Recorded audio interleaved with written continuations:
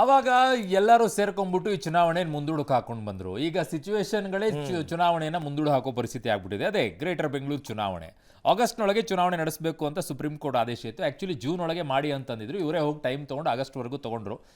ಈಗ ಅದು ಡೌಟು ಡಿಸೆಂಬರ್ಗೆ ಹೋಗ್ಬೋದು ಅಂತಿದ್ದಾರೆ. SIR ನಡೀತಾ ಇದೆ. ಬೆಂಗಳೂರಿನಲ್ಲಿ ಸುಮಾರು 1.3 ಕೋಟಿ ಮತದಾರಿದ್ದಾರೆ. ಸುಮಾರು 40 ಲಕ್ಷ ಮನೆಗಳಿದೆ. ಅವನ್ನೆಲ್ಲ ಪರಿಶೀಲನೆ ಮಾಡಬೇಕಾಗಿದೆ. ಪಾಪ ಈಗ ಕರಡು ಮತದಾರ ಪಟ್ಟಿ ಪ್ರಕಟಣೆ, ಆಕ್ಷೇಪಗಳ ಸ್ವೀಕಾರ, ಇವೆಲ್ಲ ಕೆಲಸ ಇದ್ದಾರೆ. ಇವೆಲ್ಲ ಮುಗಿಬೇಕಲ್ಲ, ದಯವಿಟ್ಟು ಮುಂದಕ್ಕೆ ಹಾಕಿ ಅಂದಿದ್ದಾರೆ.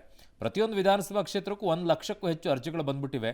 ಆಕ್ಷೇಪಣೆಗಳು ಬರಬಹುದು. ಆವಾಗ ಚುನಾವಣೆ ನಡೆಸೋ ಸಿಬ್ಬಂದಿಯೇ SIRನಲ್ಲಿ ಕೆಲಸದಲ್ಲಿದ್ದಾರೆ.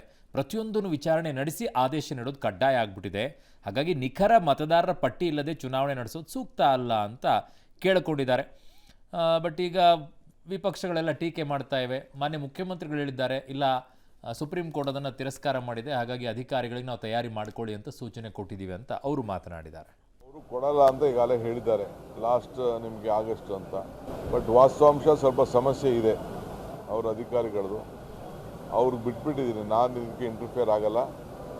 ನಾವು ಸಿದ್ಧತೆ ಏನು ಮಾಡ್ಕೊಳ್ಬೇಕು ಎಲೆಕ್ಷನ್ಗೆ. ಕಾಂಗ್ರೆಸ್ ಸರ್ಕಾರಕ್ಕೆ ಹಲವು ಕಂಟಕಗಳಿದೆ. ಇದರಲ್ಲಿ ಅಭಿವೃದ್ಧಿ ಶೂನ್ಯ, ಮಳೆ ಬಂದರೆ ಬೋಟ್ಗಳಲ್ಲಿ ಓಡಾಡಬೇಕು, ಗುಂಡಿ ಬಿದ್ದ ಬೆಂಗಳೂರು, ಭ್ರಷ್ಟಾಚಾರ, ಕಸ. ಅವ್ರು ಚುನಾವಣೆ ನಡೆಸೋದಕ್ಕೆ ಅವ್ರಿಗೆ ಹಂಚಿಕೆ ಇದೆ. ಈಗ ಡಿಸೆಂಬರ್ಗೆ ಅರ್ಜಿ ಹಾಕ್ತಾವ್ರೆ, ಗೊತ್ತಿದೆ ನನಗೆ.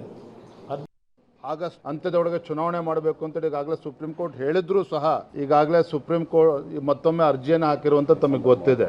ರಾಜ್ಯ ಸರ್ಕಾರ GBA ಚುನಾವಣೆ ಆಗಲಿ, ಜಿಲ್ಲಾ ಪಂಚಾಯತ್, ಗ್ರಾಮ ಪಂಚಾಯತ್ ಚುನಾವಣೆ ಆಗಲಿ ನಡೆಸ್ತಕ್ಕಂಥ ಮಾನಸಿಕ ಸ್ಥಿತಿಯಲ್ಲಿ ಇವತ್ತಿಲ್ಲ.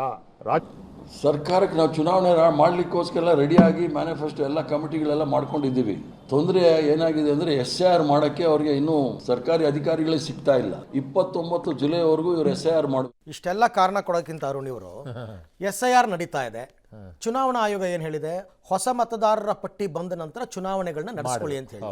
ಈಗ ಹೊಸ ಮತದಾರರ ಪಟ್ಟಿ ಫೈನಲ್ ಆಗದೆ ಅಕ್ಟೋಬರ್ನಲ್ಲಿ. ಅಕ್ಟೋಬರ್ ಆದ್ಮೇಲೆ ಮಾಡ್ಕೋತೀವಿ ಬಿಡಿ, ಅಷ್ಟೊತ್ತಿಗೆ ಡಿಸೆಂಬರ್ ಆಗಿ ಆಗುತ್ತಲ್ಲ. ಬಟ್ ಈ BJP ಅವ್ರು ಹೆಂಗೆ ಅಂತಂದ್ರೆ, ಇವರು ಅಧಿಕಾರದಲ್ಲಿದ್ದಾಗ ಅವಾಗ ಕಾಂಗ್ರೆಸ್ನವರು ಶಾಸಕರು ಕಾಸು ಕೊಟ್ಟು ಕೆಲವರು ಇದ್ದಾರೆ, ಬೇಡ ನಂಗೆ, ಎಲ್ಲರೂ ಸೇರ್ಕೊಂಡ್ಬಿಟ್ಟು ಮುಂದೂಡಿಕೆ ಮಾಡ್ಕೊಂಡು ಬಂದ್ರಿ. ಈಗ ನಿಮ್ಗೆ ಸಿಚುವೇಶನ್ಗಳೇ ಮುಂದೂಡಿಕೆ ಮಾಡೋದು. ನನ್ನ ಪ್ರಕಾರ ಎರಡೂ ಪಕ್ಷಗಳಿಗೆ ಚುನಾವಣೆ ಮುಂದಕ್ಕೆ ಬೇಕಾಗಿಲ್ಲ. ಅವ್ರಿಗೆ ಕಾರ್ಪೊರೇಟರ್ ಬಂದ್ಬಿಟ್ರೆ ಎಲ್ಲ ಹರಿದು ಹಂಚಿ ಹೋಗುತ್ತೆ. ಶಾಸಕರುಗಳಿಗೆ ಏನು ಸಿಗಲ್ಲ, ಆರಾಮಾಗಿದ್ದಾರೆ ಶಾಸಕರು. ಯಾಕೆ ಬೇಕು ಚುನಾವಣೆ? ಅಷ್ಟೇ, ಜನ ತಾನೇ ಒದ್ದಾಡ್ಲಿ ಅಂತಾರೆ, ಅಷ್ಟೇ ಅಲ್ವಾ? ಸಾಂಪ್ರದಾಯಿಕ ರೆಸಿಪಿ, ಮತ್ತಷ್ಟು ಬೇಕೆನಿಸುವ ರುಚಿ. ಕೋಡುಬಳೆ ಅಂದ್ರೆ ಅಡುಕಲೆ. ಇನ್ನು ನಾಡಹಬ್ಬ ದಸರಾ ಆಚರಣೆಗೆ CM DK ಶಿವಕುಮಾರ್ ಸಿದ್ಧತೆಯನ್ನು ಆರಂಭ ಮಾಡಿದ್ದಾರೆ. ವಿಧಾನಸೌಧದಲ್ಲಿ ಮೈಸೂರು ಭಾಗದ ಜನಪ್ರತಿನಿಧಿಗಳು, ಅಧಿಕಾರಿಗಳ ಜೊತೆ ಸಭೆ ನಡೆಸಿದ್ದಾರೆ. ಈ ಬಾರಿ ಮಳೆಯ ಕೊರತೆ ಇರೋದ್ರಿಂದ ಸರಳವಾಗಿ ದಸರಾ ಆಚರಣೆಗೆ ಜಿಲ್ಲಾ ಉಸ್ತುವಾರಿ ಸಚಿವ ಯತೀಂದ್ರ ಸಲಹೆ ಕೊಟ್ಟರು. ಆದರೆ ಕಿಂಚಿತ್ ಕಾಸು ಉಳಿಸೋದಕ್ಕೆ ಸರಳ ದಸರಾ ಬೇಡ, ವಿಜೃಂಭಣೆಯಿಂದಲೇ ಆಚರಿಸೋಣ ಅಂತ CM ಸೂಚನೆ ಕೊಟ್ಟರು. ಇನ್ನು ಅಕ್ಟೋಬರ್ 11ರಂದು ಚಾಮುಂಡಿ ಬೆಟ್ಟದಲ್ಲಿ ದಸರಾ ಉದ್ಘಾಟನೆ ಆಗಲಿದ್ದು, ದಸರಾ ಉದ್ಘಾಟಕರನ್ನು ನಿರ್ಣಯಿಸುವ ಅಧಿಕಾರವನ್ನು CMಗೆ ನೀಡಲಾಗಿದೆ. ಈ ಬಾರಿ ಆಗಸ್ಟ್ 26ರಂದು ಗಜಪಯಣ ಆರಂಭವಾಗಲಿದ್ದು, ಅಕ್ಟೋಬರ್ 11ರಂದು ದಸರಾ ಉದ್ಘಾಟನೆ, ಅಕ್ಟೋಬರ್ 21ಕ್ಕೆ ವಿಜಯದಶಮಿ ದಿನ ಮಧ್ಯಾಹ್ನ 4:10ಕ್ಕೆ ಮೀನಲಗ್ನದಲ್ಲಿ ಜಂಬೂ ಸವಾರಿ ನಡೆಯುತ್ತೆ. ಇನ್ನು ಮೊದಲ ಬಾರಿಗೆ ಮೈಸೂರು ದಸರಾದಲ್ಲಿ ಕಂಬಳ ಆಯೋಜನೆ ವಿಚಾರದಲ್ಲಿ ಚರ್ಚೆ ಆಗಿದೆ. ಆದರೆ ದಸರಾ ಆಚರಣೆಯಲ್ಲಿ ಕಂಬಳ ಆಯೋಜನೆಗೆ ಮಾಜಿ ಸಂಸದ ಪ್ರತಾಪ್ ಸಿಂಹ ಆಕ್ಷೇಪಿಸಿ, ನಮ್ಮ ದಸರಾ ಆಚರಣೆ ನಡುವೆ ಬೇರೆಯದ್ದನ್ನು ಯಾಕೆ ತರ್ತೀರಾ ಅಂತ ಕೇಳಿದ್ದಾರೆ. ಈ ಮಧ್ಯೆ ಪುತ್ತೂರು ಶಾಸಕ ಅಶೋಕ್ ರೈ ಪ್ರತಿಕ್ರಿಯಿಸಿ, ಸಿದ್ಧತೆ ಮಾಡ್ಕೊಳ್ಳಿ ಅಂತ CM ಹೇಳಿದ್ದಾರೆ. ಜುಲೈ 15ರಿಂದಲೇ ಸಿದ್ಧತೆ ಮಾಡ್ತೀವಿ, ಜಾಗ ನೋಡ್ಕೊಂಡು ಬಂದಿದ್ದೀವಿ, 1 ತಿಂಗಳು ಮೊದಲೇ ಟ್ರಯಲ್ ಮಾಡ್ತೀವಿ, ರಾಜಮನೆತನಕ್ಕೂ ಕೋಣಗಳಿಗೂ ಸಂಬಂಧ ಇದೆ ಅಂತ ಸಮರ್ಥನೆ ಕೊಟ್ಟಿದ್ದಾರೆ. ಸಂಬಂಧ ಇದೆ, ಹಿಂದೆ ನಮ್ಮ ಹತ್ರ ಇರೋದು ಕುದುರೆಗಳಿಗೆ. ಮತ್ತೆ ನಮ್ಮ ಗಜಪೂಜೆ 26 ಆಗಸ್ಟ್ 10 ಗಂಟೆಗೆ ನಡೆಸಲು ಈಗಾಗಲೇ ನಮ್ಮ ಜಿಲ್ಲಾಧಿಕಾರಿಗಳು ಸರ್ಕಾರಕ್ಕೆ ವರದಿಯನ್ನು ಕೊಟ್ಟಿದ್ದಾರೆ. ದಸರಾ ಮಹೋತ್ಸವದ ಉದ್ಘಾಟನೆ ಮೈಸೂರು ಮಹಾರಾಜರು ದಸರಾವನ್ನು ಆರಂಭಿಸಿದ್ರು. ಆ ದಸರಾ ಅದ್ರ ಪರಂಪರೆ ಏನು ನಡ್ಕೊಂಡು ಬರ್ತಾ ಇದೆ, ಹಾಗೆ ಸಾಂಪ್ರದಾಯಿಕವಾಗಿ ಶಾಸ್ತ್ರೋಕ್ತವಾಗಿ ಇಲ್ಲೊಂದಷ್ಟು ಕಾರ್ಯಕ್ರಮಗಳನ್ನು ನಾವು ಮಾಡ್ತಾ ಇದ್ದೀವಿ. ಮೈಸೂರಲ್ಲಿ ಸಾಕಷ್ಟು ವಿವಿಧತೆ ಮೈಸೂರು ದಸರಾಕ್ಕಿದೆ. ಹಾಗಾಗಿ ಮೈಸೂರು ದಸರಾಕ್ಕೆ ಇನ್ನೆಲ್ಲಿಂದಲೋ ಏನೋ ತಂದು ಅದಕ್ಕೆ ಸೇರಿಸಬೇಕಾದ ಅಗತ್ಯತೆ ಇಲ್ಲ ಅಂತ ಜಾಗವನ್ನೆಲ್ಲ ನೋಡಿ ಬಂದಿದ್ದೀವಿ. ರಾಜಮನೆತನಕ್ಕೂ ಈ ಕೋಣೆಗಳಿಗೂ ಸಂಬಂಧ ಇದೆ ವಿಚಾರವನ್ನು ಹೇಳಿದ್ದೀನಿ. ಬಟ್ ಅವ್ರು ಏನು ವಿರೋಧವನ್ನು ವ್ಯಕ್ತಪಡಿಸಲಿಲ್ಲ. ಕರ್ನಾಟಕದ ಒಂದು ಸಾಂಸ್ಕೃತಿಕ ಕ್ರೀಡೆ, ಇದನ್ನು ತೋರಿಸುವಲ್ಲಿ ಏನು ತಪ್ಪಿಲ್ಲ. ಕೋಣೆಗಳನ್ನು ತಂದುಬಿಟ್ಟು ದಯವಿಟ್ಟು ಇಂಥವೆಲ್ಲ ಪ್ರಯತ್ನಗಳನ್ನು ಮಾಡಬೇಡಿ. ಯಾಕೆ ಅಂತಂದರೆ ಆಯಾ ಭಾಗಗಳಲ್ಲಿರುವಂಥ ಆಯಾ ಸೊಗಡುಗಳನ್ನು ನೋಡೋದೇ ಚಂದ. ಕರಾವಳಿ ಭಾಗದಲ್ಲಿ ಕರಾವಳಿಯ ವೈಶಿಷ್ಟ್ಯತೆಗಳಿರುವಂಥದ್ದನ್ನೇ ನೋಡಬೇಕು. ಉತ್ತರ ಕರ್ನಾಟಕಕ್ಕೆ ಹೋದಾಗ ಉತ್ತರ ಕರ್ನಾಟಕದ ವೈಶಿಷ್ಟ್ಯತೆಗಳನ್ನೇ ನೋಡಬೇಕು. ಹಳೆ ಮೈಸೂರು ಭಾಗಕ್ಕೆ ಬಂದರೆ ಹಳೆ ಮೈಸೂರದ್ದೇ ನೋಡಬೇಕು. ಕಾರ ಹುಣ್ಣಿಮೆ ಸಂದರ್ಭದಲ್ಲಿ ಈಗ ರೀಸೆಂಟಾಗಿ ಎತ್ತುಗಳನ್ನು ಓಡಿಸುವಂಥದ್ದು ನಮ್ಮಲ್ಲಿ ನಡೆಯುತ್ತೆ. ಉತ್ತರ ಕರ್ನಾಟಕ ಭಾಗದಲ್ಲಿ ನಮ್ಮಲ್ಲಿ ತುಂಬ ಅದ್ಭುತವಾಗಿರುತ್ತೆ. ನೋಡೋಕ್ಕೆ ಎಲ್ಲೆಲ್ಲಿಂದನೇ ಬರ್ತಾರೆ. ಈ ಕಂಬಳ ಅಲ್ಲಿಗೆ ನೋಡೋಕ್ಕಂತಲೇ ಹೋಗ್ತಾರೆ. ಯಾಕೆ ಎಲ್ಲ ತಂದು ಒಟ್ಟು ಕಡೆಗೆ ಹಾಕಿ ಅಲ್ಲ, ಎಲ್ಲ ನಿಮ್ಗೆ ಒಂದೇ ಬೆಂಗಳೂರಲ್ಲೇ ಸಿಕ್ಬಿಟ್ರೆ ಜನ ಯಾಕೆ ಬೇರೆ ಕಡೆ ಹೋಗ್ತಾರೆ? ಅರ್ಥನೇ ಆಗ್ತಿಲ್ಲ ನಿಮಗೆ. ಯಾರು ಇಂಥವೆಲ್ಲ ಮಾಹಿತಿ ಕೊಡ್ತಾರೆ? ಯಾಕೆ ಇಂಥವೆಲ್ಲ ಪ್ರಯತ್ನ? ಇರೋದನ್ನ ನೆಟ್ಟಿಗೆ ನಡೆಸ್ರಪ್ಪ. ಅದನ್ನೇ ನೆಟ್ಟಿಗೆ ನಡ್ಸೋಕ್ಕಾಗಲ್ಲ ನಿಮಗೆ. ಅದನ್ನೇ ನೋಡೋಕ್ಕಾಗಲ್ಲ ಜನಕ್ಕೆ.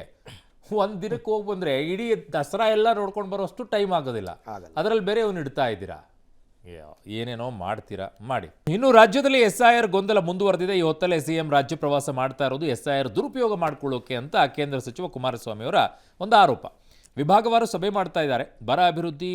ಬರಕ್ಕೆ ಮತ್ತು ಅಭಿವೃದ್ಧಿಗಾಗಿ ಎಲ್ಲ ಅಲ್ಲ, ಅಧಿಕಾರಿಗಳಿಗೆ ಮತಪಟ್ಟಿ ಪರಿಷ್ಕರಣೆ ಬಗ್ಗೆ ಸೂಚನೆ ಕೊಡೋಕೆ CM ಹೋಗ್ತಾ ಇದ್ದಾರೆ ಅಂತ ಇವರ ಆರೋಪ. ಈ ಕಡೆಗೆ ಕೇಂದ್ರ ಸಚಿವ ಶೋಭಾ ಕರಂದ್ಲಾಜೆ ಕೂಡ ಮಸೀದಿ ಮದ್ರಸಾಗಳಲ್ಲಿ SIR ಅರ್ಜಿ ತುಂಬ್ತಾ ಇದ್ದಾರೆ. ಗೋವಿಂದರಾಜನಗರದಲ್ಲಿ ನಮ್ಮವರ ಮತ ತೆಗೆದು ಬೇರೆಯವರ ಮತ ಸೇರಿಸೋ ಕೆಲಸ ರಾತ್ರೋರಾತ್ರಿ ನಡೀತಾ ಇದೆ ಅಂತ ಅವರ ಆರೋಪ. ರಾತ್ರೋರಾತ್ರಿ ಯಾರು ಸೇರಿಸಿದ್ರು ಇದಕ್ಕೆ ಸರ್ಕಾರ ಉತ್ತರ ಕೊಡಬೇಕು ಅಂತ ಆಗ್ರಹಿಸಿದ್ದಾರೆ. ಇನ್ನು ಗೃಹ ಸಚಿವ ಪ್ರಿಯಾಂಕಾ ಖರ್ಗೆ ಅವರು ತಿರುಗೇಟ್ ಕೊಟ್ಟಿದ್ದಾರೆ. SIR ಮಾಸ್ಟರ್ ಸ್ಟ್ರೋಕ್ ಅಂತೀರಾ, ಇನ್ನೊಂದು ಕಡೆಗೆ ಸರಿಯಾಗಿ ಮಾಡ್ತಿಲ್ಲ ಅಂತೀರಾ. ಮತದಾರ ಪಟ್ಟಿ ಆಗಲೇಬೇಕು, ಆದರೆ ಪಾರದರ್ಶಕವಾಗಿ ಆಗಬೇಕಲ್ವಾ. SIRಗೆ ನಮ್ಮದು ಸಂಪೂರ್ಣ ಬೆಂಬಲ ಇದೆ ಅಂತ ಅಂದಿದ್ದಾರೆ. ನಮ್ಮ ರಾಜ್ಯದ ಮುಖ್ಯಮಂತ್ರಿಗಳು ಪ್ರವಾಸ ಮಾಡ್ತಾ ಇರೋದೇ, ವಿಭಾಗವಾರ ಮೀಟಿಂಗ್ಗಳು ಮಾಡ್ಕೊಂಡು ಬರ್ತಿರೋದೇ ಪ್ರಮುಖವಾಗಿ ಬರ ಅಧ್ಯಯನಕ್ಕೂ ಅಲ್ಲ. ಆ ಒಂದು ಪ್ರಗತಿ ಪರಿಶೀಲನೆ ಸಭೆ ಅಂತ ಅಂದರೆ SIRನ ಮುಖಾಂತರ ಈಗೇನು ನಡೀತಾ ಇದೆ ಪ್ರಕ್ರಿಯೆ, ನಮ್ಮ ಅಧಿಕಾರಿಗಳು ನೀವು ಏನು ಮಾಡಬೇಕು ಅಂತ ಸೂಚನೆ ಕೊಡೋದಕ್ಕೆ. ಇವತ್ತು ಮದ್ರಾಸದಲ್ಲಿ, ಮಸೀದಿಗಳಲ್ಲಿ, ಶಾಲೆಗಳಲ್ಲಿ ಒಂದು ಜಾಗದಲ್ಲಿ ವೋಟರ್ ಲಿಸ್ಟ್ಗೆ ಸೇರ್ಪಡೆ ಮಾಡಿರುವಂತ ಉದ್ದೇಶ ಇದೆ. ಗೋವಿಂದರಾಜನಗರದ ಒಂದು ವರದಿ ಏನಿದೆ, ಇದರಲ್ಲಿ ರಾತ್ರಿ 518 ವೋಟ್ ಇದೆ, ಬೆಳಗಿನ ಜಾವದ 650 ಆಗುತ್ತೆ.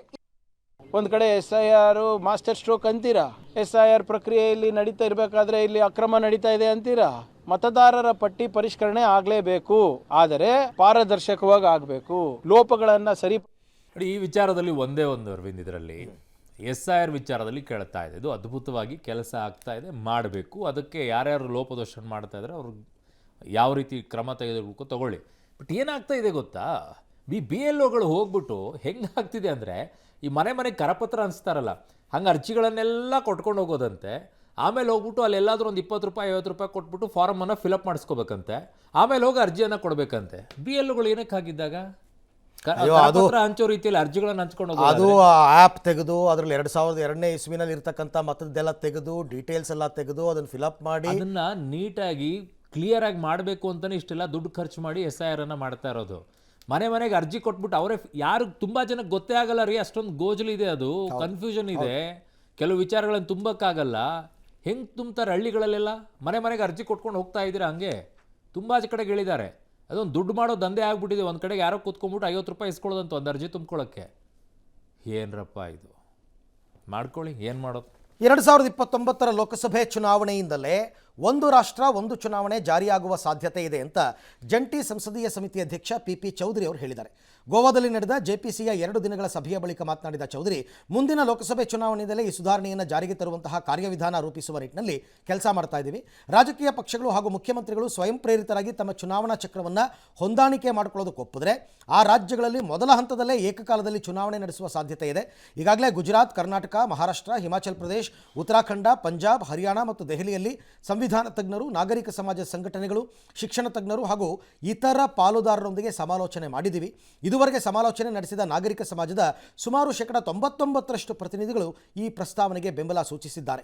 ಏಕಕಾಲದಲ್ಲಿ ಚುನಾವಣೆ ನಡೆಸೋದ್ರಿಂದ ಸುಮಾರು 7 ಲಕ್ಷ ಕೋಟಿ ಮೌಲ್ಯದ ಆರ್ಥಿಕ ನಷ್ಟವನ್ನು ಉಳಿಸಬಹುದು ಅಂತ ರಾಜಸ್ಥಾನದ ಪಾಲಿ ಲೋಕಸಭಾ ಕ್ಷೇತ್ರದ BJP ಸಂಸದರು ಆಗಿರುವ ಚೌಧರಿ ಅವರು ಹೇಳಿದ್ದಾರೆ. ನೋಡೋಣ ಇದು ಹೇಗಾಗುತ್ತೆ, ಯಾವ ರೀತಿಯಾಗಿ ಆಗುತ್ತೆ ಅಂತೇಳಿ. ಅದಕ್ಕೆ ಬೇರೆ ಸಂದರ್ಭದಲ್ಲೆಲ್ಲ ಬೈ ಎಲೆಕ್ಷನ್ಗಳೆಲ್ಲ ಬಂದಂಥ ಟೈಮಲ್ಲಿ ಅದನ್ನು ಹೇಗೆ ನಿರ್ವಹಿಸಬೇಕು ಏನು ಅನ್ನೋದನ್ನು ರೂಲ್ಸ್ ಎಲ್ಲ ನೋಡೋಣ. ಇನ್ನು ಕರೂರು ಕಾಲ್ತುಳಿತದಲ್ಲಿ ಮೃತಪಟ್ಟಿದ್ದವರ ಕುಟುಂಬಕ್ಕೆ ಸರ್ಕಾರಿ ಉದ್ಯೋಗ ನೀಡುವ ಭರವಸೆಯನ್ನು CM ವಿಜಯ್ ಕೊಟ್ಟಿದ್ದರಲ್ಲ, ಅದನ್ನು ಈಡೇರಿಸಿದ್ದಾರೆ. ದುರಂತದಲ್ಲಿ ಮೃತಪಟ್ಟಿದ್ದ 41 ಜನರ ಪೈಕಿ 32 ಮಂದಿಯ ಕುಟುಂಬಗಳಿಗೆ CM ವಿಜಯ್ ಸರ್ಕಾರಿ ಉದ್ಯೋಗದ ನೇಮಕಾತಿ ಪತ್ರ ಕೊಟ್ಟಿದ್ದಾರೆ. ದುರಂತ ನಡೆದ 9 ತಿಂಗಳ ಬಳಿಕ ಕರೂರು ಕಾಲ್ತುಳಿತ ದುರಂತ ಸ್ಥಳಕ್ಕೆ CM ವಿಜಯ್ ಭೇಟಿ ಕೊಟ್ಟರು. ಸಾರ್ವಜನಿಕರನ್ನು ಉದ್ದೇಶಿಸಿ ಮಾತನಾಡಿದರು. ಕಾಲ್ತುಳಿತ ಘಟನೆಯ ನೋವು ಇನ್ನೂ ತಮ್ಮನ್ನು ಕಾಡ್ತಾ ಇದೆ. ರಾಜಕೀಯ ಲಾಭಕ್ಕಾಗಿ ಇಂಥ ದುರಂತಗಳು ಮತ್ತೆ ಮರುಕಳಿಸಬಾರದು. ಜನಸಂದಣಿಯನ್ನು ನಿಯಂತ್ರಿಸೋಕೆ ನಾನು ಪೊಲೀಸರನ್ನು ನಂಬಿದ್ದೆ, ಆದರೆ ಪೊಲೀಸರು ನನ್ನನ್ನೇ ಹೊಣೆಗಾರನ ತಹಸೀಲ್ದಾರನಾಗಿ ಮಾಡಿಬಿಟ್ರು ಅಂತ ಅಸಮಾಧಾನವನ್ನು ಹೊರಹಾಕಿ ಅಂದಿನ DMK ಸರ್ಕಾರದ ವಿರುದ್ಧ ಕಿಡಿಕಾರಿದರು. ಈ ಕಡೆಗೆ ಮೇಕೆದಾಟು ಯೋಜನೆಯನ್ನು ಪ್ರಸ್ತಾಪಿಸಿದ ವಿಜಯ್, ಈ ಹಿಂದಿನ DMK ಸರ್ಕಾರ ನ್ಯಾಯಾಲಯದಲ್ಲಿ ಸರಿಯಾದ ಕಾನೂನು ಹೋರಾಟ ಮಾಡದೆ ಇದ್ದಿದ್ದರಿಂದ ತಮಿಳುನಾಡಿಗೆ ಹಿನ್ನಡೆ ಆಯಿತು ಅಂದಿದ್ದಾರೆ. ಈ ಮಧ್ಯೆ ಸರ್ಕಾರಿ ಕೆಲಸ ನೀಡುವ ರಾಜ್ಯ ಸರ್ಕಾರದ ಕ್ರಮಕ್ಕೆ ತಡೆ ನೀಡಲು ಮದ್ರಾಸ್ ಹೈಕೋರ್ಟ್ನ ಮಧುರೈ ಪೀಠ ನಿರಾಕರಿಸಿದೆ.